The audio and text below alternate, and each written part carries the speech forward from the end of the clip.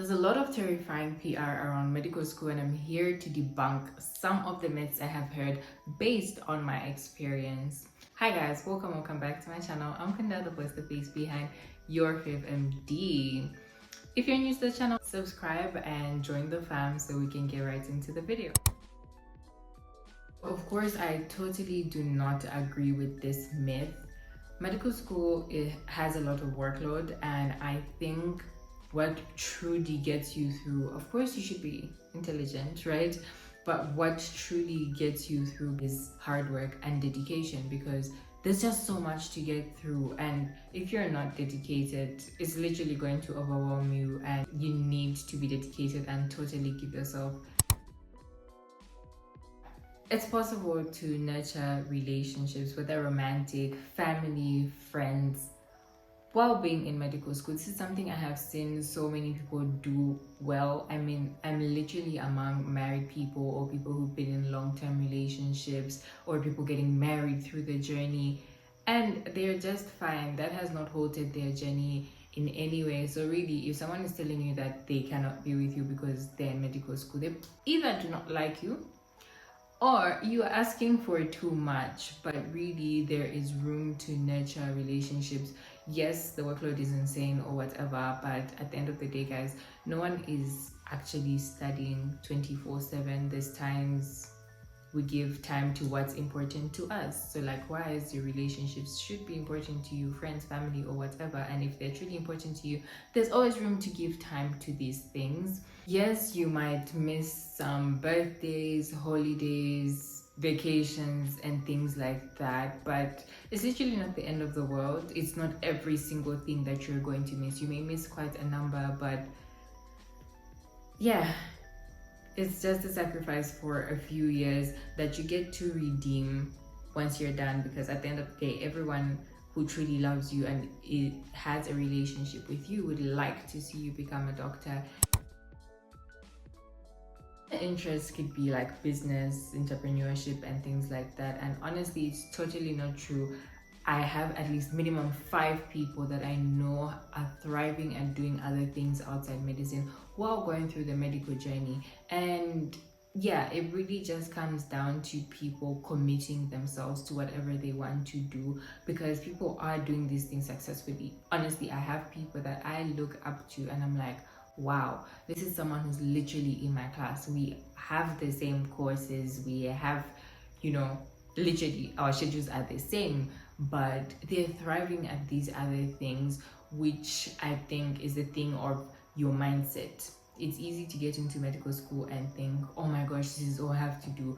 Honestly, that's how I started, and it has been a journey to break out of that thing of this is all I should do, because there's room for interests.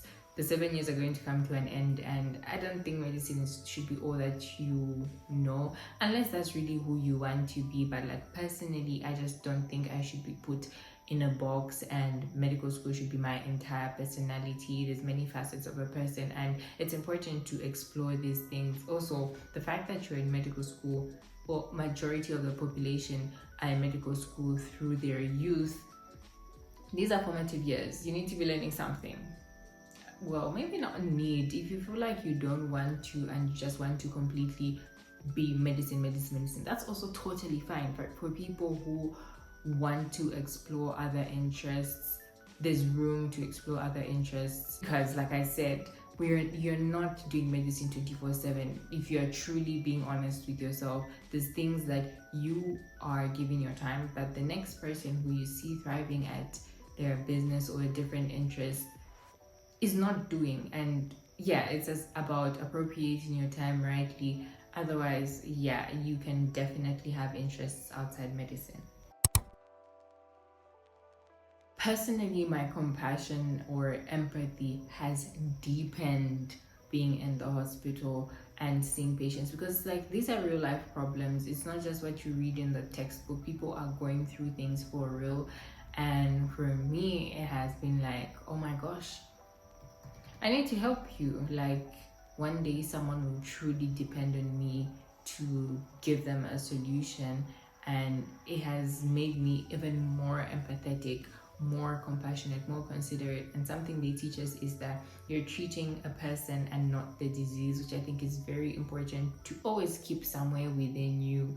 Like, okay, yeah, this is not just diabetes, you know, people are going through things differently, and each patient needs your help and compassion independently. Social life, guys, let me tell you that this was the biggest shock for me when I first got into medical school, because I just have this idea like, oh my gosh, it's medical school, this is the most serious thing that's about to ever happen. And I get into uni and see that people have social lives, and I'm like, side eye.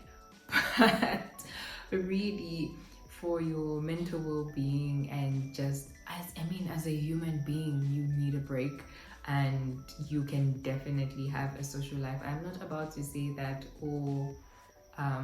neglect your schoolwork. Be always be ready to drop whatever schoolwork you have and go and just chill and YOLO. No, that's not what I'm saying.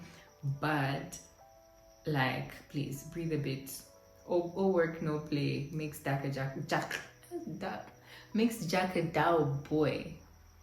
So your social life honestly is important for me. It was the biggest shock and enlightenment that I had very early in my medical school, and through the journey I have seen that people do have a social life. In fact, it may not be the most extravagant or anything like that. I mean, there's still a few people who have it very almost at 100%, and I mean, they're still fine. So it's really just about you putting your priorities in place and knowing what to do and when to do it. But you can definitely have a social life. I'm okay with staying at home most of the time, so I may not be the best person to talk about social life, but it's something that I have seen firsthand at people being able to balance their social lives and getting through medical school without it hindering them in any way that I get to see. Yo, this is another one that I got into medical school thinking, oh my gosh, I'm an island and I have to work so hard to make sure that I'm beating other people. It was all about other people as opposed to like, oh, you have to be a better you, and not really about other people.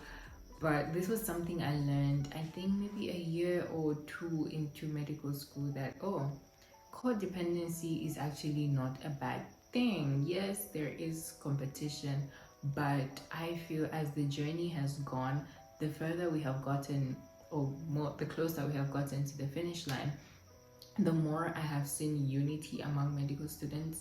Well, at least in my circle, I have seen the desire, the want to carry people along, and not just wanting to be me, oh my gosh, let me pass along. Like, that's dead. Yeah, so there is definitely competition, but I do think you grow out of it when you realize that you can't do it. You can't do it alone. You really can't do all of it alone. Well, you do have to memorize quite a number of things, but I think as an individual, it's important to know when to memorize and when not to. Sincerely, you're going to be dealing with people's lives, and you should know what you're doing. There's a lot, like I mentioned, the workload is a lot, and it may feel impossible to know things, but I believe in taking one step at a time. I've heard from doctors say that, they'll be studying something they had studied in medical school. It's like it's an unending learning process. Like, yeah, you might forget and have to go back to something, which does not make you a bad doctor, really. You just have to be in that cycle where you're always ready to refresh your knowledge and give yourself wholly, because yeah, it's not at every step that it's okay to memorize. Yes, there are moments where even the lecturer will tell you like, okay, listen, just memorize. Okay, because maybe it's specific to their specialty and things like that. In those moments, it's like, oh, okay, yeah, memorize, but definitely prioritize knowing and understanding things. So those are all the myths that I had to debunk, and I hope I have truly debunked them in someone's mind, someone out there who may have just started their journey, they yet to start, they dream of starting one day, and they believe some of these things. Honestly, you can have a life, your relationships can still thrive, can form good friendships, healthy friendships within medical school without competing against other people, but rather growing with them. So yeah, that's pretty much it for this video. If you have any myths that you have heard that I didn't mention, please do share them in the comment section below, and let's debunk them. Let's destroy the bad PR that is around medical school. Yes, it is a lot, but it's a lot that can be enjoyed. So thank you so much guys for tuning in this video. Thank you for getting to the end. I will see you in my next one. Bye.